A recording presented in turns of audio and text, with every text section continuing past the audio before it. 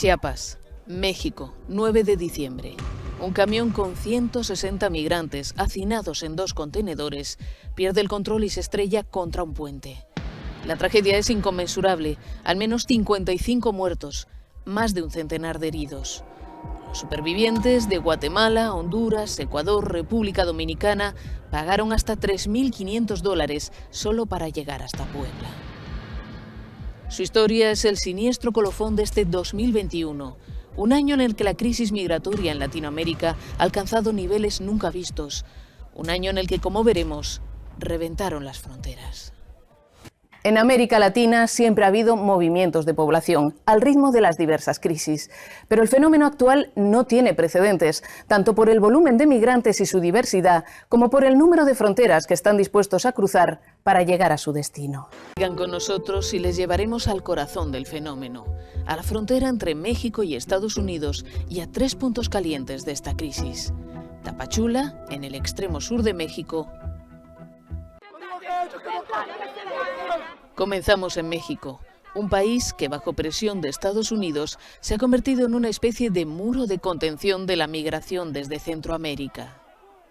Nunca las autoridades mexicanas habían detenido a tantas personas en situación irregular, más de 228.000 hasta octubre, con agentes fronterizos, Marina, Ejército y Guardia Nacional encargados de parar los pies a la avalancha migratoria. El número de solicitudes de asilo también ha alcanzado máximos históricos. La política de mano dura del gobierno mexicano se ha visto reflejada sobre todo en Tapachula, Chiapas, cerca de la frontera con Guatemala. En esta localidad, miles de migrantes han quedado literalmente atrapados.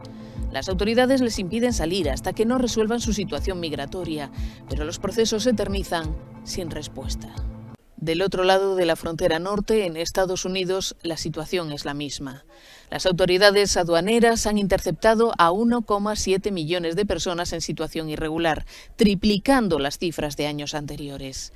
La llegada de Joe Biden a la presidencia creó falsas esperanzas, generando una auténtica avalancha migratoria hacia el país.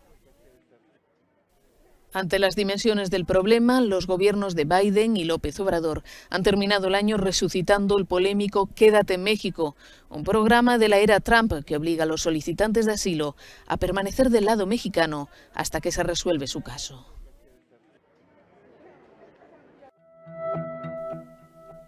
Mucho antes de llegar a México, miles de migrantes, principalmente haitianos y venezolanos, transitan por una ruta temible entre la localidad colombiana de Necoclí y la aldea panameña de Bajo Chiquito, atravesando el Golfo de Urabá y la peligrosísima selva de Darién. Errando por las calles de Necoclí llegó a haber este año unos 20.000 migrantes esperando para subirse a un ferry o una lancha informal para cruzar el Golfo. Y esta solo es la primera etapa. Los migrantes, que a menudo ya han transitado antes por Brasil, Perú, Ecuador o Chile, deben atravesar ahora la selva de Darién con sus hijos y sus escasas pertenencias a cuestas. Una selva plagada de animales salvajes y grupos criminales. Del otro lado les espera una pequeña aldea indígena panameña llamada Bajo Chiquito, también desbordada por el fenómeno. Y mucho más al sur, la ciudad chilena de Iquique, donde el rechazo a los inmigrantes venezolanos hizo eclosión este año en forma de actos violentos contra ellos. Este año el mundo también descubrió la crisis migratoria que se viene gestando desde hace tiempo en Chile, y lo hizo de forma brutal, sorprendido por la violencia con la que manifestantes quemaban en la localidad costera de Iquique, en el norte del país, las pertenencias de un campamento informal habitado por venezolanos. En las llamas ardieron desde colchones a juguetes o pañales. Este estallido de odio fue el culmen de la tensión creciente generada por una década de llegada masiva de migrantes en situación irregular. Pasan desde Bolivia, atravesando el desierto de Atacama, considerado el más árido del mundo. El pequeño pueblo de Colchanes se encuentra en su camino.